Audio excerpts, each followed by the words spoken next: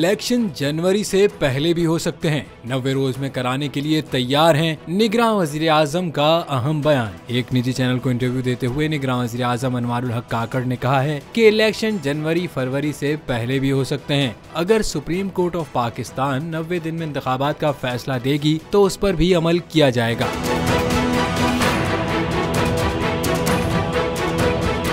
उनका मजीद कहना था कि इलेक्शन की तारीख का तयन इलेक्शन कमीशन ऑफ पाकिस्तान ने करना है, जिसका हमें भी इंतजार है। तारीख मिलने के बाद तमाम तैयारी मुकम्मल करके उनको सपोर्ट करेंगे और जो आईनी फरीजा है वो अदा करेंगे। उन्होंने मजीद कहा कि national investment facilitation council NIFC के जरिए होने वाले मुआशी इक़दाम के नताइज दिसंबर के आखिर तक आना शुरू हो जाएंगे। निगरान वज़ीर आज़म ने अपने 1 माह के दौरे हुकूमत में सबसे बड़ा चैलेंज मईशत को करार दिया।